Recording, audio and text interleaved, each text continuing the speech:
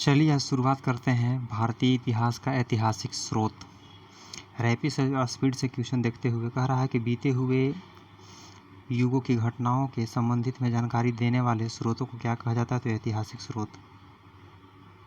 अगला का निम्नलिखित में कौन सा कथन सही है? तो इसमें कह रहा है कि साहित्यिक स्रोत की तुलना में पुरातात्विक स्रोत अधिक प्रमाणित होते हैं। सही बात। अगला कह रहा है कि किस वेद के प्राचीन वैदिक युग की संस्कृति के बारे में सूचना दी गई थी, यानी कि वैदिक युग के बारे में सूचना दी गई है? तो ऋग्वेद में। अगला का निम्नलिखित में से कौन सा ग्रंथ श्रुति ग्रंथ का अंग नहीं माना जाता है? तो पुराण जो है श्रुति ग्रंथ का अंग नहीं माना जाता है। अगला का निम्नलिखित में से कौन सा ग्रंथ यह दावा करता है कि जो उस ग्रंथ में है वह विश्व में है और जो उस ग्रंथ में नहीं है वह विश्व में अल्प है? ये महाभारत दावा करता है। अगला कह रहा है त्रिपिटक धर्म ग्रंथ संबंधित है? तो बौद्धों का है। जातक किस ग्रंथ का है? तो ये भी बौद्ध का है। अगला कह रहा है कि मिलिंद पन्हो के लेखक कौन से? मिलिंद पन्हो राज मिलिंद और किस बौद्ध भिक्षु के मध्य संवाद है? तो मिलिंद राजा मिलिंद और नागसेन के बीच। निम्नलिखित में किसकी तुलना मैकियावेली के प्रिंस से किया जाता है? तो कौटिल्य का जो अर्थशास्त्र है ना उसको से करते हैं हम लोग। कौटिल्य के अर्थशास्त्र किस पहलू पर प्रकाश डाला गया है? तो कौटिल्य का जो अर्थशास्त्र है वो राजनीतिक नीति पर। कह रहा है कि कलहन की पुस्तक का नाम क्या है? तो कलहन के पुस्तक का नाम है राजतरंगिणी। अष्टाध्यायी किसके द्वारा लिखी गई है? तो अष्टाध्यायी लिखा गया है पाणिनि के द्वारा। महाभारत के रचनाकार का नाम क्या है? यानी कि महाभाष्य के रचनाकार का नाम क्या है? तो महाभाष्य के रचनाकार के आपको नाम हो जाएगा यहाँ पे पतंजलि। महाभाष्य के पतंजलि जो आज कालिदास द्वारा रचित मालिका अग्निमित्र नाटक का नाटक था, तो अग्निमित्र पर डिपेंडेंट ही है। अगला कह रहा है कि हर्षचरित्र किसके द्वारा लिखा गया है? तो हर्षचरित्र बाण भट्ट के द्वारा लिखा गया है। बाण मारते हैं तो मारला पर क्या मिलता है? खुशी मिलता है। बाण भट्ट। अगला कह रहा है कि विक्रमाचरित्र के रचनाकार कौन है? तो विक्रमाचरित्र के रचनाकार हो जाएगा बिल्हन। अगला कह रहा है कि चंद्रवरदायी द्वारा रचित ग्रंथ का नाम क्या है? तो पृथ्वीराज रासो के क्या थे? कवि थे। निम्न में से कौन सिकंदर के साथ भारत आने वाला इतिहासकार नहीं था? यानी कि सिकंदर के साथ भारत यदि हेरोडोटस ही नहीं आया था। निम्नलिखित में से किस विदेशी यात्री ने भारत का दौरा सबसे पहले किया था? तो विदेशी यात्री का दौरा सबसे पहले भारत करने वाला कौन है? तो मेगास्थनीज जो यूनान से आया था। अगला कह रहा मेगास्थनीज पुस्तक का नाम क्या है? तो मेगास्थनीज जो लिखे थे वो इंडिका लिखे थे। कह रहा कि ज्योग्राफिका की रचना कौन है? ज्योग्राफिका की रचना होते हैं स्ट्रैबो। कह रहा है कि प्लिनी की पुस्तक का नाम क्या है? तो प्लिनी के पुस्तक का नाम है नेचुरल हिस्टोरिया। अगला कह रहा है कि पेरिप्लस ऑफ द एरिथ्रियन सी ई आज तक एकर नामे के पता नहीं लगल है कि केकर नाम से, नहीं कि अज्ञातनामा यूनानी लेखक है। अगला कह रहा है कि फाहियान कहाँ का निवासी था? तो कहाँ का निवासी था? फाहियान चाइना का था, चीन का। अगला कह रहा है कि फाहियान किसके शासनकाल में आया था? तो फाहियान आया था चंद्रगुप्त द्वितीय की चंद्रगुप्त प्रथम चंद्रगुप्त द्वितीय के शासन काल में। हर्षवर्धन के समय कौन सा चीनी यात्री आया था? तो हर्षवर्धन के समय आया था ह्वेनसांग। ह से हर्षवर्धन, ह से ह्वेनसांग, ह से हर्षवर्धन, ह से ह्वेनसांग। अगला कह रहा कि 9वीं सदी में भारत आए अरब यात्री सुलेमान ने किस साम्राज्य को रुहमा कहकर संबोधित किया था? तो रुहमा कहकर संबोधित किया था पाल जो थे ना उसको। अगला कि अलबरूनी किसके शासनकाल में इतिहासकार था? अलबरूनी जो था जब महमूद गजनवी के शासनकाल में आया था। यात्री इब्न बतूता कहाँ से आया था? तो मोरक्को से आया था। यात्री इब्न बतूता मोरक्को से। अगला कहा दक्षिण अफ्रीका यात्री इब्न बतूता किसके शासनकाल में भारत आया था? इब्न बतूता तो मोहम्मद बिन तुगलक। इब्न बतूता मोहम्मद बिन तुगलक। तू से तुगलक, तू से तूता, तू से तुगलक, तू से तूता। अगला कहा कि फारस के सुल्तान मिर्जा शाहरुख के राजदूत अब्दुल रज्जाक जो 1443 से 44 ने किस विजयनगर सम्राट के शासन काल में विजयनगर की यात्रा किया था, तो देवराय द्वितीय। अगला कह रहा है कि भारतीय पुरातत्व संरक्षण की स्थापना कब हुई थी? तो इसका पुरातत्व संरक्षण की स्थापना 1861 में किया गया था। भारतीय पुरातत्व के जनक किसे माना जाता है? तो भारतीय पुरातत्व के जो जनक के रूप में हम जानते हैं अलेक्जेंडर कनिंघम।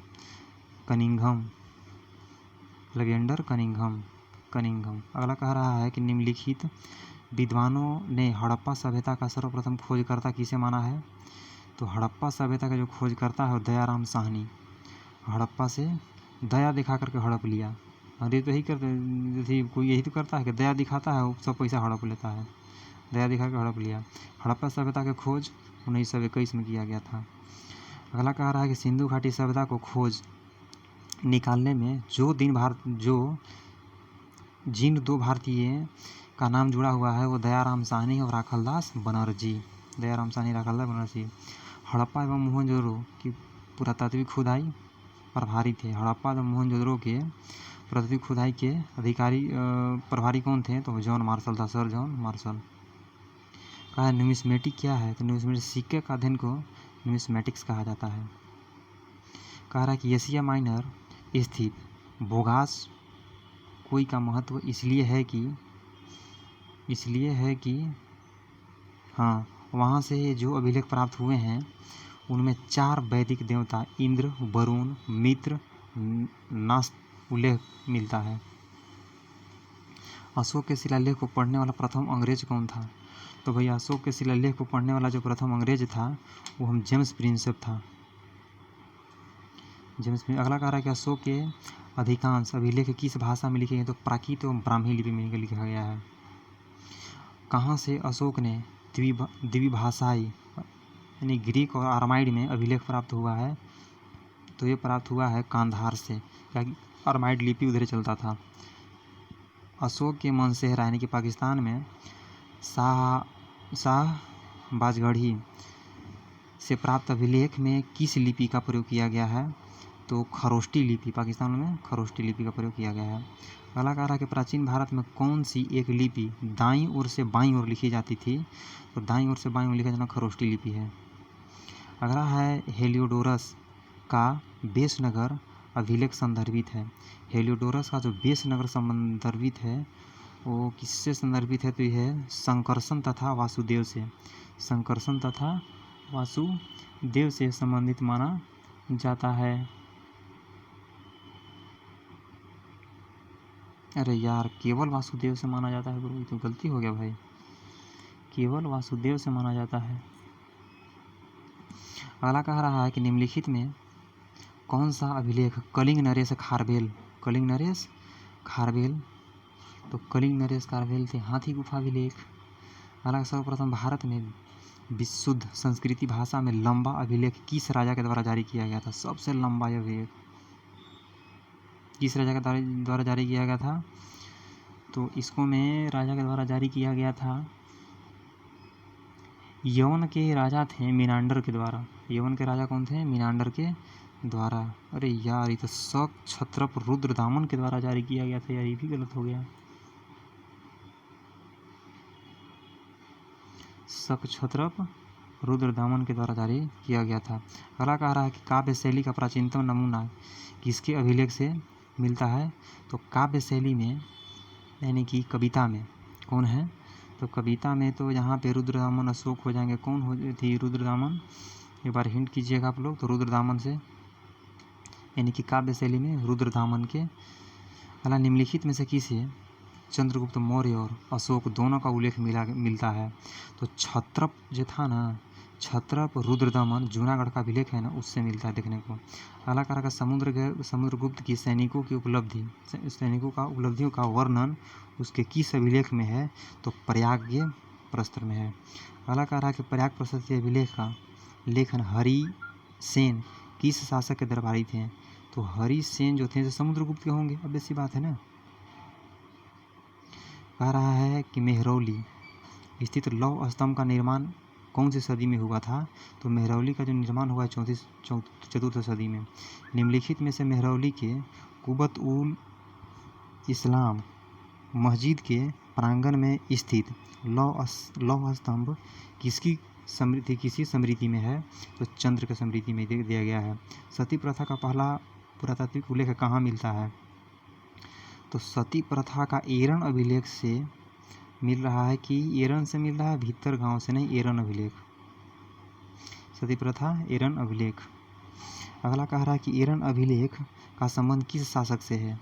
यानी कि एरन अभिलेख, तो एरन अभिलेख भानुगुप्त से, एरन अभिलेख भानुगुप्त से। अगला कह रहा है कि एहोल प्रशस्ति का रचयिता रवि कीर्ति किस चालुक्य के शासक दरबारी कवि था? तो एहोल के जो हो जाएगा वो तो पुलकेशिन द्वितीय, पुलकेशिन द्वितीय यही माना जाता है, पुलकेशिन द्वितीय।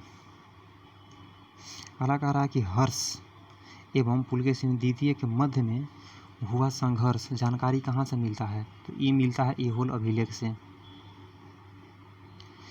कह रहा है कि कवि कालिदास के नाम का उल्लेख किस लेख में हुआ है? तो एहोल अभिलेख से ही इनका भी देखने के लिए मिल रहा है, उत्कीर्ण अभिलेख से। अगला कह रहा है कि निम्नलिखित अभिलेखों को ऐतिहासिक प्रकथन के साथ प्रारंभ करने की परंपरा का सूत्रपात किसके द्वारा किया गया? यानी कि ऐतिहासिक प्रकथन, ऐतिहासिक का जो प्रकथन है वो राजराजा प्रथम के द्वारा किया गया था, ऐतिहासिक प्रकथन। अगला कह रहा है कि कहाँ से प्राप्त अभिलेख में महासभा की कार्य प्रणाली के विषय में विस्तृत जानकारी मिलती है? तो महासभा ये कहाँ से मिलता है? तो उत्तर मेरू, उत्तर मेरू।